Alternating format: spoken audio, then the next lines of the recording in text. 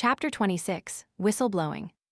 The lady nibbled on a croissant before answering Lumien's question. I do. She really knows. Lumien's heart leapt with hope.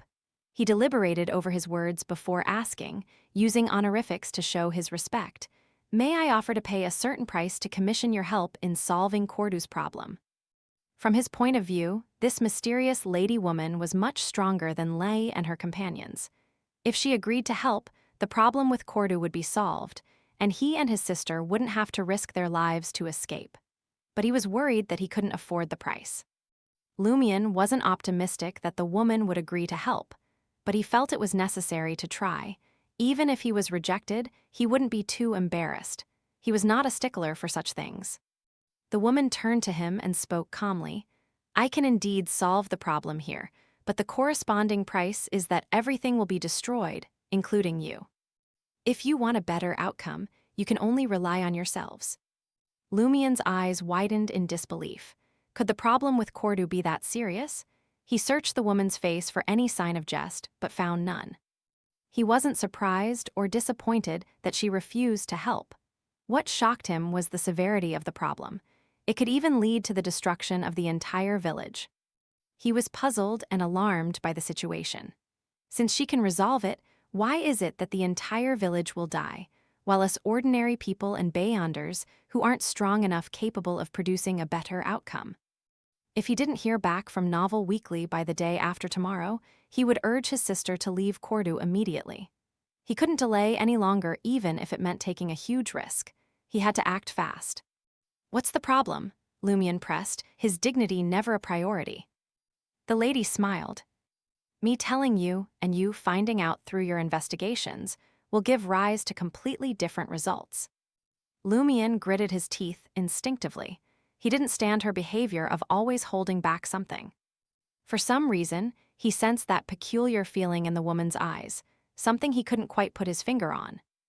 Okay, Lumien paused for a moment, weighing his words carefully.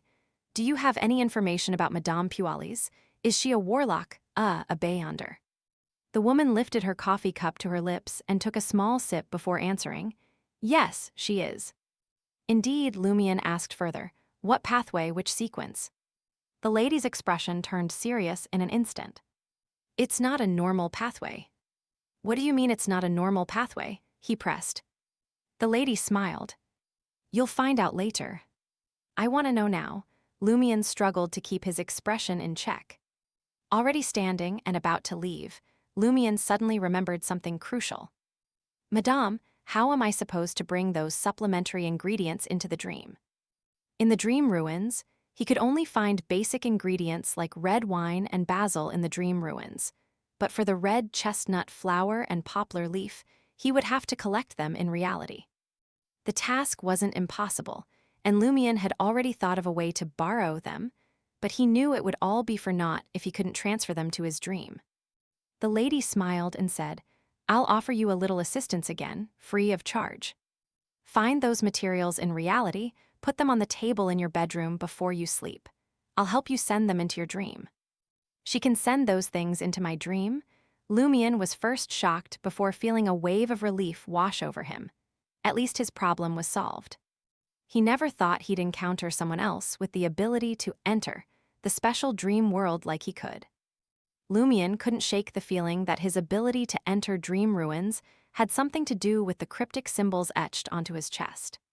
As he gazed at the woman before him, he couldn't help but wonder if she was connected to those same markings or that bizarre and terrifying voice that had been echoing in his mind. Lumien had just left the All Tavern and had plans to collect the red chestnut flower and poplar leaves. But as he turned the corner, he saw Ryan, Lee, and Valentine exiting the back door of the tavern. They were still dressed in the same clothes and outfits. Lumien's heart skipped a beat as he greeted them with a smile. Good morning, my cabbages. Lee turned her head and laughed amidst the tinkling sounds. You're early, too. Lumien tried to act sneaky and looked around before speaking in a hushed tone. I noticed something unusual yesterday. Ryan's expression turned serious as he exchanged glances with Valentine and Lee. What is it? Lumien's voice quivered slightly as he spoke. I suspect that Naroka's death is abnormal. You attended her funeral yesterday. Ryan gave Lumian an encouraging look to continue, and Lumian took a deep breath before proceeding with his suspicions. I told you about the funeral customs in the Darij area, didn't I? After everyone went to the cemetery, Pons Bainett entered Naroka's house without any objection from the owner. Isn't this destroying the influence of their family's horoscope and taking away the corresponding good luck? There must be something wrong. Pons Bainett, the brother of the padre, Ryan thought for a few seconds and asked. Lumian nodded heavily. As Lumian thought about the padre's strange group and his impending departure from Cordu, he realized he had nothing to fear from speaking his mind.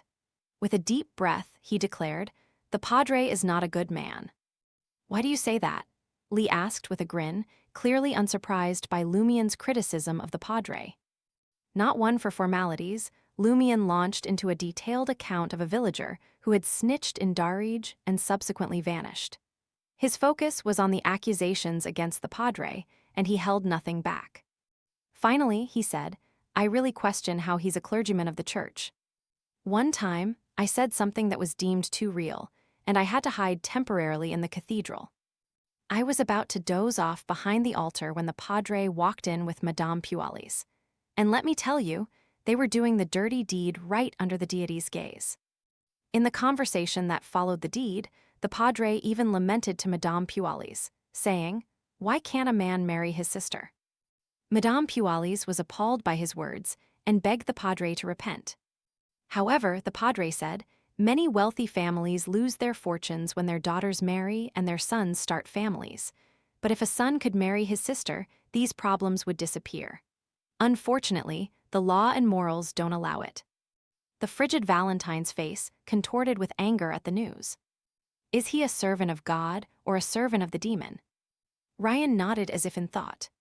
No wonder Pons Bainett hasn't been able to start a family despite being married after all these years. Lee surveyed Lumian as she chuckled. You knew about Madame Pualis and the padre's affair. You wanted to use us that day. Lumian's smile was uneasy, but his tone was resolute. As a believer of the eternal blazing sun, I cannot tolerate such a person in the cathedral. The cold Valentine's expression softened, and he nodded approvingly. If only Cordu had more people like you. A few more like me. Lumian shuddered at the thought of Cordu overrun with more people like him. He continued, that time, I overheard the padre warning Madame Pualis that he was planning something and might be targeted by the Inquisition. He told her to be careful and keep quiet. Ryan's expression turned solemn. Did he say anything more about it? No, Lumian didn't fabricate the matter. He couldn't risk saying more than that. If he did, trouble could erupt tonight. He wasn't even a Beyonder yet.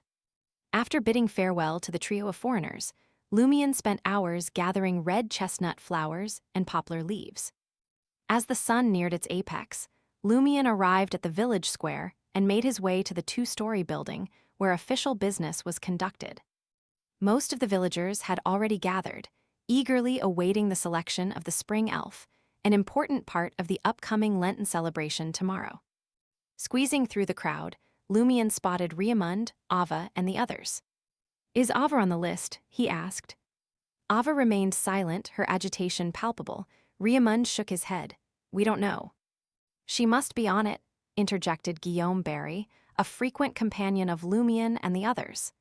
Among the unmarried women in the village, other than your sister, she's the most beautiful. Your sister doesn't meet the age requirements. He was the Guillaume Jr. that Lumian and the others were talking about. He hung out with them frequently. Guillaume had curly brown hair and prominent freckles on his face. His blue eyes seemed to narrow because they weren't large enough. Ava's cousin, Azema, also stood nearby, looking much like Ava but smaller and less striking. She remained silent, but Lumian sensed her desire to be chosen as the spring elf as well. In the Darij area, being chosen as the spring elf was a coveted honor that not only recognized a person's beauty and character, but also came with hidden benefits. Upon hearing Guillaume Jr.'s words, Lumian grinned. If Ava's not on the list, I'll shout, I vote Ava, when the administrator finishes reading it. Ava blushed. You don't have to do that. It was a normal process for villagers to shout out additional candidates after the administrator finished reading the list of nominees for the spring elf. However, not many had the nerve to do so. Lumion, however, was not one to shy away from such things. He had no misgivings about this. Ava will be the one being embarrassed, not me. Shortly after, Administrator Bayost appeared at a second-story window, looking far more put together than the padre. His neatly combed brown hair, light blue eyes with black lines, straight nose bridge, thin lips, and well-groomed mustache conveyed his status, accentuated by his double-breasted flannel coat. He gazed down at the assembled villagers for a moment before speaking. "Ladies and gentlemen, it's time. Those who are late will no longer have the right to vote. Next, I'll read the list of candidates for the spring elf. Ava Lizier." As Bayost read out the list, Ava breathed a sigh of relief. Unsurprisingly, she received over 80% of the votes. After the voting, Lumion made an excuse about needing to go home and left without celebrating with his companions. Upon arriving home, he immediately asked his sister, "Did we receive a reply?" If they had, the telegrapher would have delivered it and collected a fee. "Not yet," Aura replied, shaking her head. She then said, "The undercurrents have been turbulent lately. You can't let your guard down during combat practice. Speaking of which, we'll spar in the afternoon." Lumion winced, feeling sore all over. But then an idea struck him. He put on a pained expression and said, "I don't know if it's because I've been training too hard, but my whole body hurts today. Sister, can you give me a massage? You're the most skilled at it." Auror nodded, "Sure, I can do that." Under the skilled hands of his sister, Lumion's body finally began to recover that night. Before drifting off to sleep, Lumion placed 3 red chestnut flowers and some powdered poplar leaves in a bottle on the table in front of the window. He gazed at the bottle for a long moment, his heart beating with anticipation and nervousness, before finally crawling under the covers.